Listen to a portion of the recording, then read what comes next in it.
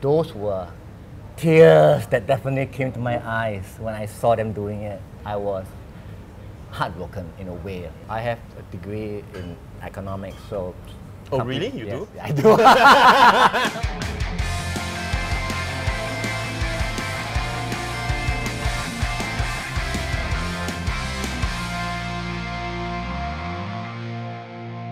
Welcome to the show. So today we are at the Armory Craft Beer Bar at 36 Beach Road, where we can find this man, Mr. Winston Kwang, aka the Man. You know? Thank you. You know, you started this business about 10 years ago. Yes. Right. So what's going through your mind at that point of time? At that point in time, I was out of job, and I was literally thinking, what is there to do? So one fine day I came across Beer Advocate website, and I saw all these beers inside, and I was wondering to myself, I don't see any of this stuff in Singapore, so why not take a look? So I actually went to Great American Beer Festival. That was 11 years ago to be exact, to do my research, and the Brewers Association was kind enough to give me free entry and entertain me or things like that throughout the journey. But it was tough because I didn't have any experience. No one knows me, and during those days, the American craft beer industry was like, they don't even brew enough for themselves. So it's not like they desperately want to export. So what was the scene like 10 years ago, like when you first started? Because you went to the States, right? Yes. So you know. In the States, that time IPA was already in vogue. I would say, I wouldn't use the word vogue, but it was something that is coming up and coming. What was famous in those days was the American Pale Ale. Then IPA was like getting more and more traction. And that was one of my favorite beers as well, beer style. So I brought that in as well. American Pale Ale, IPA, these were the styles that I personally like. Not so much on the American wheat, but American Pale Ale and American IPA. But it's pretty big risk, isn't it? I mean, it's a new venture, it's a new business. You are like the first. Now you are, I would say, successful, right? So, but you wouldn't know at that point of time. So it's a leap of faith, lah, right now. No one started a business with a leap of faith saying that, hey, I won't make it. Everyone started a business saying that, hey, it will work, you know. Unfortunately, I took a few hard knocks first few years because of the type of beers I brought in specifically. It was too harsh for many a palate. In fact, people have not heard of IPA here in Singapore in those days. And even people from UK can't take the IPA that I bring in. So it's pretty gutsy lah for you to bring it into Singapore. But I personally like it. So I thought everyone's taste buds should be, along the same wavelength. Okay. But obviously not so. So it took a long time to get people to get attuned to the flavor. Okay. Because I think I explained many times before that our palate is a thing that grows and matures over time. So when you drink something more flavorful or eat something more flavorful, you definitely like more flavor. It can't be a human don't like flavor. They rather like something like as plain as possible. So I just felt that it was a matter of time before people got into the act of liking big, bold IPAs, for example. So I think I remember having this conversation with you a while back. You're saying like, oh, when you started the business, you were like throwing the beers away and all that. We did. Isn't that? My first container, we actually threw one whole, about I think 1 or 2 pallets away, and most of it was IPA. They were using the machine to crush all my beers in the incinerator plant. And there was a custom officer, of course, to overlook, making sure that the beers were destroyed, because you don't need to pay taxes for beers that are destroyed. So but you had to destroy it, of course, because they already close to expired or expired already. So those were tears that definitely came to my eyes when I saw them doing it. And literally money down the drain. It wasn't the money. Okay. It wasn't just the money. Okay, money, yes, heart pain, but the thing that brought tears was, this is so good. Why is no one drinking it? I don't understand. I was heartbroken in a way. I just don't understand it. It's a darn good beer, but no one likes it. It's like a chef. You make a good you make a good chicken or something, or a good turkey, and then no one likes it, and you can't explain it. So it's like that. So speaking of all those beers going to waste, so you brought in because you like, and you think that, oh, you know, all these are good beers, why is nobody drinking it? Yes. So what was your sales pitch at that point in time? Sales pitch was small batch, yes, craft beers, flavor, more flavorful than your typical lagers and, you know, or whatever ales you have here. But the structure of the Singapore market also made it difficult. Barriers to entry, I think you well know what was the barriers to entry as well. Contracts that were in place at that time for many years. In fact, today we still have contract, but it's not so, okay, it's more open now. It's not that restrictive, and people dare not enforce contracts so strongly. So those were the times that when you knock on people's door, people just kind of ignore you. The sales were terrible. I bought in a container, I remember my first container. I think I took several months just to sell it. Yes, it was that difficult. It's a different batch lah, not the one that you... No, that same batch, my first container, took me like, you know, several months just to move one container. So I guess that's the most key challenge lah, to tell people that these are good quality beers, you know, it's a different profile, you know, it will totally change your perception when it comes to drinking beer. Yes. Right?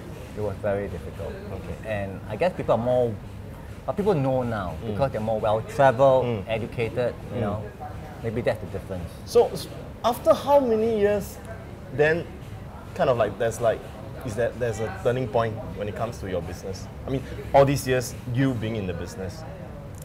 I think at the beginning I relied a lot on the expat community in Singapore, especially the American expat community, to sell beers personally to them.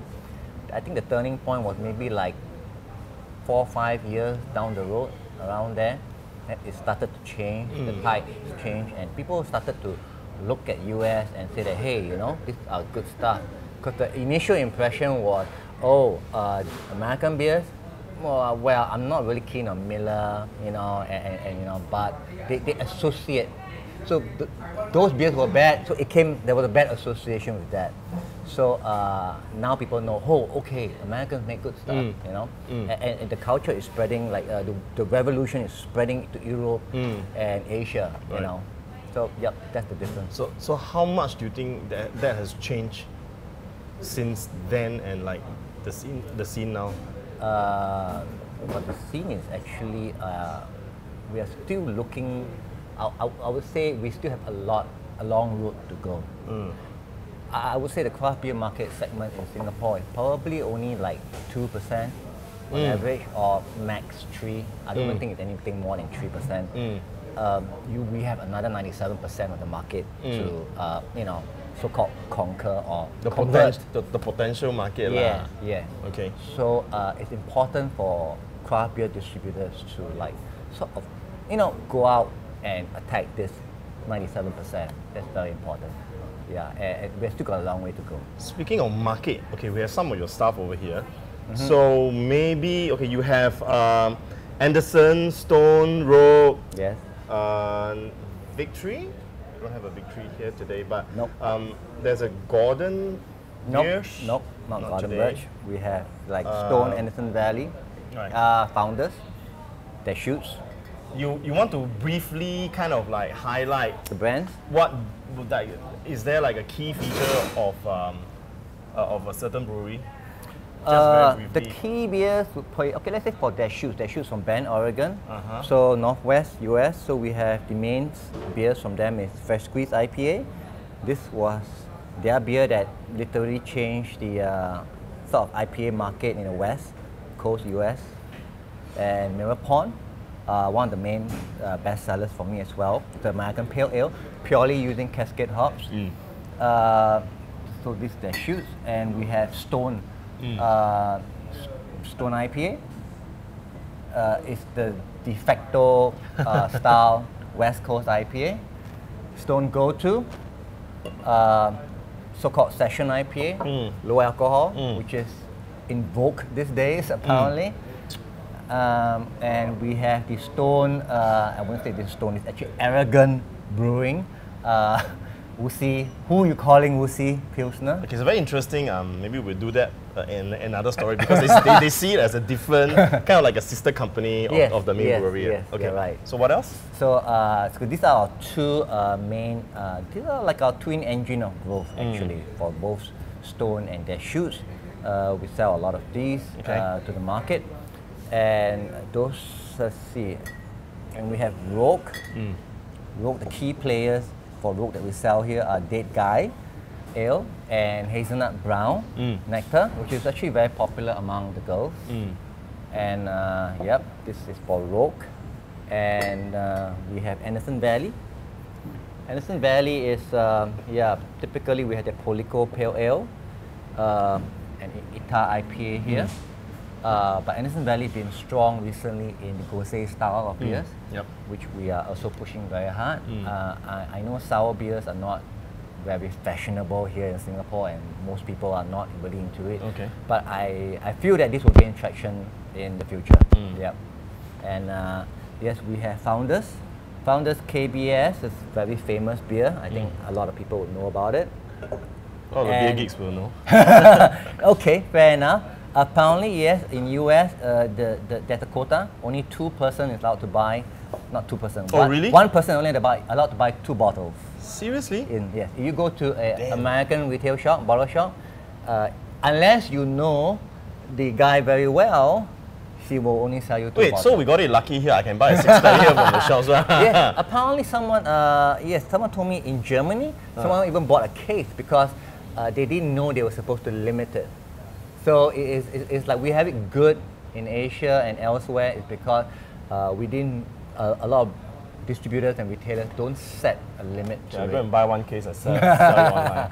But sad thing is in the US, there's such a limit, strangely. All the IPA, sort of, I would say the flagship beer of Founders. Founders is in Michigan, of course. Then we have Heretic.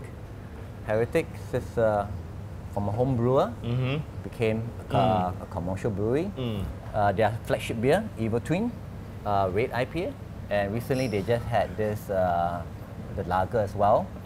But basically, they do a lot of interesting stuff. Are these, is Heretic recent kind of like acquisition under your beer portfolio? It's been a few years already. Yes, been a few years. They've been quite popular. Their beers are pretty bold and... We sell a pretty decent amount of Evil Twin and Chocolate Hazelnut Porter. These are these are the 2 beers that tend... Chocolate Hazelnut Porter, I think it's a no-brainer. It's more the name, so a lot of people actually go for it. As girls, hey, chocolate hazelnut, yes. I think I do see a lot of people drinking that. Yes.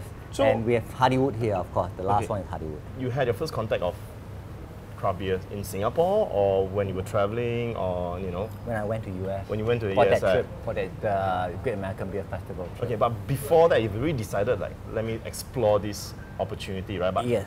I mean, like, how, who or what got you to that?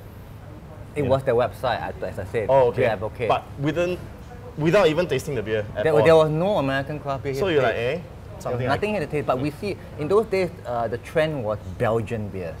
So we see a lot of Belgian beers. At that time, I remember the whole garden was big, you know, very big. And then I think Duvel, I wouldn't say Duvel, but a lot of the Belgian stuff were in vogue. So, but I felt that, hey, isn't there anything else, besides all this stuff? Germans only, most of the time, they only do the Hefeweizen, Crystalweizen, things like that, wheat beers in general. But I noticed the Americans, they do a lot. They do a lot of different things. It's like a melting pot of many stuff. So I was more interested in exploring what US had to offer. So you went to the Great Beer JBF, Great American Beer Festival.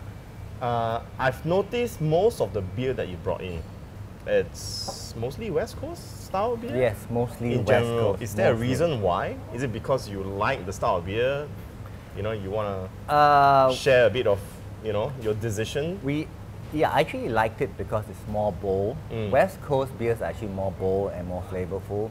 This is not to say that East Coast is bad. Correct. East Coast is more balanced. That Okay. means there is a balance between the hops and the malts. Okay. While West Coast beers is more on the hop, the concentration more on the hops. Okay. But then again, now of course it's very mixed. West Right. Coast breweries also do New England style IPAs, for Correct. example. Correct. So it's not like Heritage just came out with the Make America, Correct. the Juicy again. Correct. So yep. Since you were on the topic of East versus West, right? So I read an article recently talking about East Coast beer being being the red-headed stepchild of British IPA. So because of proximity, geographical influence, Yeah. they are closer to to the East Coast side lah. And then whereas so the beers that make more European style, so to speak. Whereas for West Coast, it's more they're closer to the hop farms, geographical influence as well. So they are more hop front. Okay. You know, they're more hop front and more bitterness to some, you know, compared to the East Coast. There seems to be a shift between the two, you know. So are you motivated by what's trendy? We are interested and keen to look at the trend coming up, but we don't want to be motivated by what's trendy coming, because Right. trends come and go. Correct. So we try not to be too overwhelmed by what's in, so-called in thing. Taste comes and go, and I feel that everyone comes waiting for the next big thing. So what's after IPA? Sometimes I think, oh, should I go for like, is sour gonna be the next in thing? So we don't know, but we like to invest a little bit in it. So we bring in a little bit here and there to try it out, just to see where it's headed for. But we're not like totally invested in it. So we just do a little bit here and there. So we're going to see some new beers in your portfolio in the near future? We try to do that, of course, but we also try to know where our business lies in. From a distributing point of view, I have to be realistic. We need volume. Now, beer has always been a volume game. Right. It's not something that you bring in 1-2 pallets every month and then, hey, I have this special release beer, I got that special release beer. I'm sure that beer gigs will be, ecstatic over it, wow, but it's not gonna make me money. Correct. I have to make a living too. Like so you say, bread and butter. Like for example, we have like very big bold beers, special releases, 13% beers, But like for example, I mean, look like the KBS, for example. But this is not going to be the beer that makes us money. The beer that's going to make us money, for example, this beer, for example, the bread and butter beers. That means beers that are reasonably priced and people can drink a lot of. Not you're going to drink this and you're not going to knock out already after that. So, do you see yourself as game changer in this industry? I mean, you've been in the business, you are 10 years, 11 years in the business, right? I mean... I wouldn't say game changer, because if I didn't bring IPAs in, let's say for example, because people always say that, hey, Winston's the one that brought in a lot of IPAs and things like that. He started the trend. But I wouldn't say that because, how to put it, someone would have done it one way or another. So I just brought it in early. Sometimes I tell people, some other distributors that are fairly new, you guys got it lucky, you guys got it good because everything is already, there for you. The people's palate is already ready for an IPA. But when I started, people wouldn't even want to try an IPA. So that was the That's a difficult huge part. hurdle, isn't it? At that point of time, a huge challenge for you to make sure that people at least get to taste your beers and to actually try it out. Yeah, but there were countless times when I let people drink and they give that expression in front of me. I've seen it so many times. Now I don't. Yeah, but how Surprisingly does now that feel? I mean, at that point of time, like what's going through your mind at that point of time? a bit worried. I was getting worrying when I see it too often because I think, oh, did I bring in the wrong product? No shit, or whatever. But it was difficult because in those days, a lot of people, actually friends, my own family, told me to just give up. I mean, I have a degree in economics, so Oh, really? You do? I do. So what happened was, I used to work in a bank. So people tell me, hey, in fact, my own mom told me, you studied for so many years, why don't you just go back and do something that is, this is like an iron rice bowl, you know, you get a salary every month. So I told my mom, it's not an iron rice bowl too. Banks are also not safe. In a recession, if you can contribute like 10 years or 20 years of your life to a bank, but if they need to retrench you, they'll retrench you. Rather be the ruler of your own destiny. Right. You know what I mean? So if it turned out bad, that means it's my fault. No one else. You know. So I persevered on, and I refuse to believe that craft beer, American craft beer in particular, would not succeed in Singapore. Yeah. Okay. I just refused. It was like just. I would say stubborn, let's put it this way. You know, put it another way, I was stubborn. I refused to just believe that it wasn't good. It was that people are not ready for it. I'm going to make sure I shove it down to cut my beers in everyone's throat and make sure that they finally believe in it, you know. So that's why we participated in Beer Fest Asia every year. I give away beer, so I don't mind. I don't like to give away money, for example, like advertising. Because advertising goes to waste. I mean, you flip the newspaper or magazine, you don't have that continuity or the marketing funds to advertise every week or every month to get that thing into people's mind. Not like Tiger Beer, for example. Every day they advertise also never mind. So we had to make people remember by drinking it. So when the Beer Fest come or certain event, I remember even standing like whole day in front of Isetan supermarket in those days. Like during American, so-called American Week, they celebrate the July 4th event. So we would sell beers there or give samples away.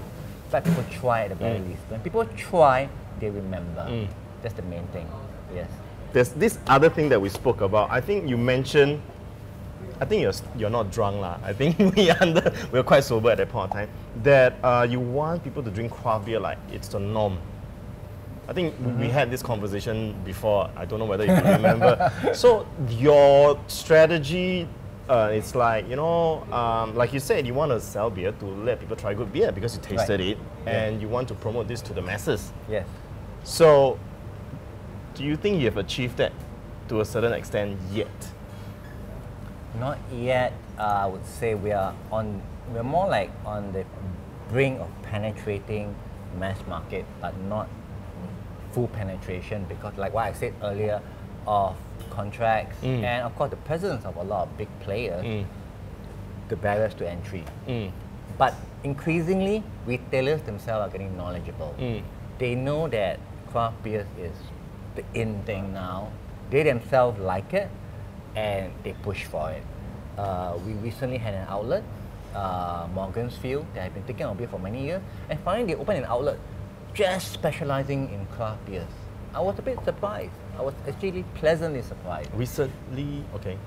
It didn't have at Orchard Central. Right. So it didn't need to be just my beers. Right. So he took like, I think like several taps, and I just had like 3 taps there or something like that. But I was happy. It's not that I need to have all your taps. I'm happy that you choose everything craft. It doesn't matter, maybe you can have 1 commercial beer or 2, but as long as there's craft there, we're happy people take that step, because for a business owner, sometimes, as you know, the cost of doing business in Singapore, especially F&B, is difficult for a restaurant or bar. So a lot of people take the shortcut. Oh, you know, if I sign up with this company, that company, big company, commercial beers, they promised me that I could do this, they'll renovate this for me, they'll do this, and I got a ton of rebate coming back. I mean, everyone knows that. So for someone who says, I don't need this rebate, I don't need your renovation, whatever money, so I'll just go ahead on my own. So I'm very touched when I see this. It shows that retailers themselves are also learning that, hey, they could actually make money by, you know, selling craft beers. I mean, look at Tap, for example. Tap was in Capital, and now they opened a second outlet in Robertson Quay. Obviously means they're doing well, or else we didn't open a second outlet. Right. So I'm happy for that. That means craft beer can make it. It's a model that is feasible. It's not a model that if you are a restaurant or bar, you take up craft beer, you're going to lose money. Right. Because in Singapore, our advantage is we have the alcohol tax versus say Hong Kong, which has no tax. Now the problem is, okay, our advantage is when we have the tax, it makes say Tiger beer or Carlsberg beer look only slightly cheaper. Right. But when you go Hong Kong, commercial beer and craft beer are almost twice the difference. If you go to a supermarket, you can buy craft beer at double the price of mass market beer. But in Singapore, it's like, it's marginally more. If I come to a bar like that, it's maybe the difference between commercial beers and craft beers is maybe just $2. What is $2 to an end consumer these days? It's like, well, you can't buy anything with $1, $2 these days. So why not? Why not upgrade something better? Right. So speaking of that, I've got this question for you that I find it quite conflicting in terms of breweries, macro versus micro, right?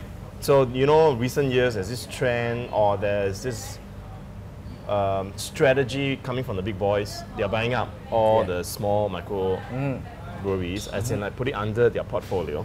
So, your thoughts? It just shows that they're getting afraid. They know that craft beer sales revenue are going up, and mass market commercial beer revenue is actually going down. It's actually shrinking. It's the same in the US. So craft beer is gaining a bigger market share, and they just want a slice of that. So that's why they're buying over craft breweries. Right. So yeah. So there's a certain sort of criteria where you call yourself, in the States at least, that you call yourself a craft, Like for example, if you look at Stone, they're quite big. Yes. So they are still considered craft, They are very popular. I mean, they're kind of like the big brother of the craft beer scene. Right. So where do you see them? Like, do you think they will just continue? We've met the founder in Singapore. You brought him to Singapore years ago. You mean for Stone? Yeah. Greg Cook. Yeah. So he was here. We had, we were drinking with him and all that. So I know he's a guy who is quite fixated on his vision and all that. And he said, like, we're going to stick to our guns and just do this thing. Yes. So do you think that, like Stone, do you think it's still considered?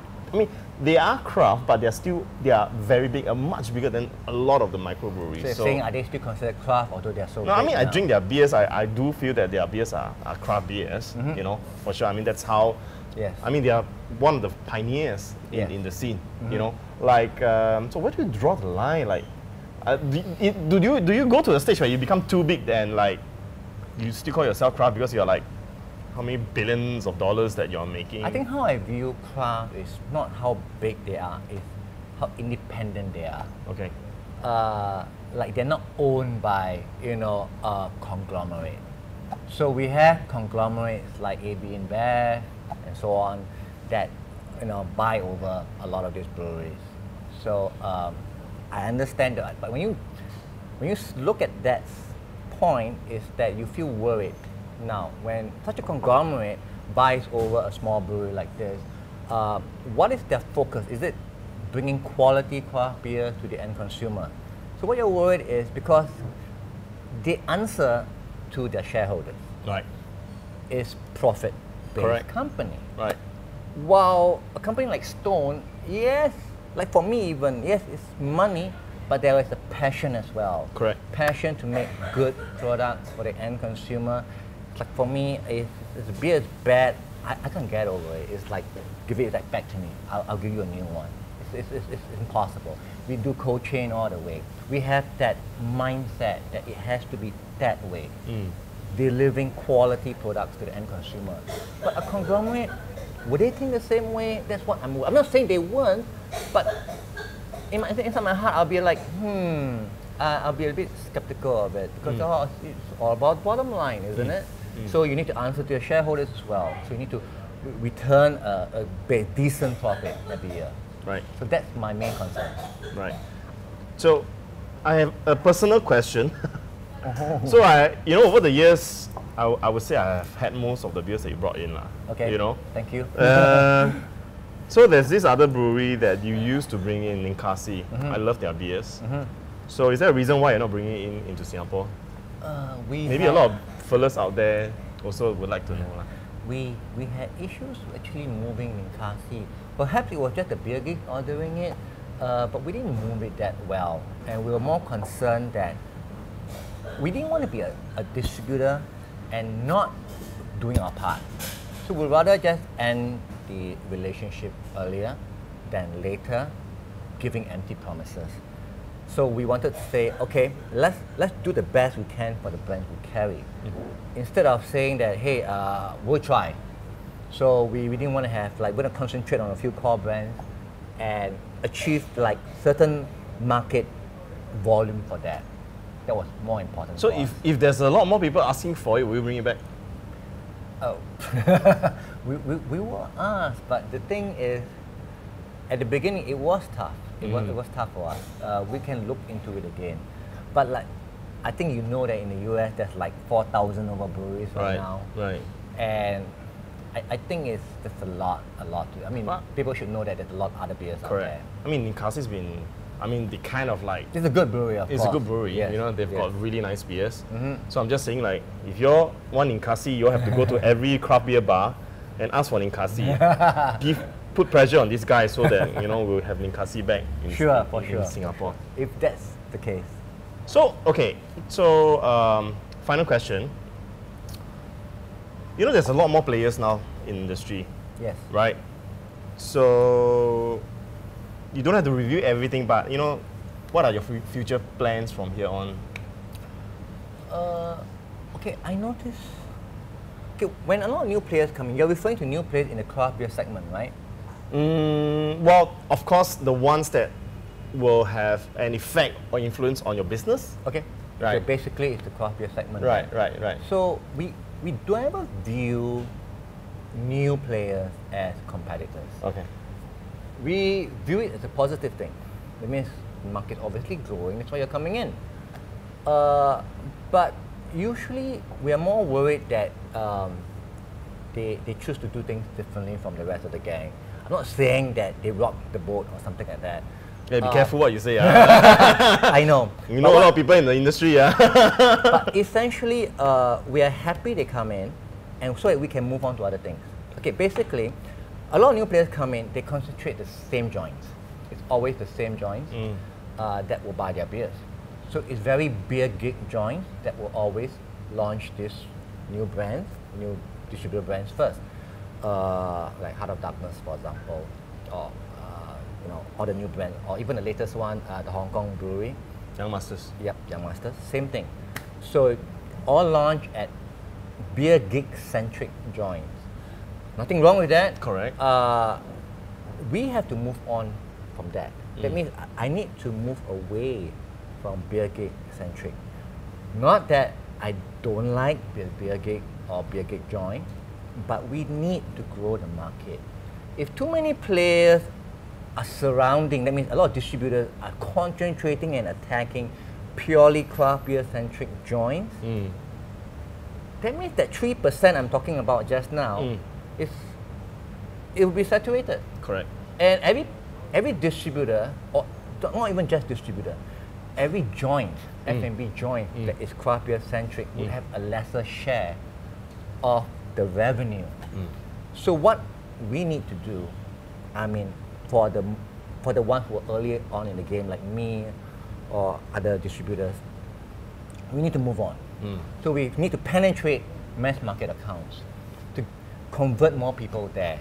So we bring these people into the fold and grow the market. So when you grow the market, no matter how many new players you're talking about, everyone has a slice of the pie.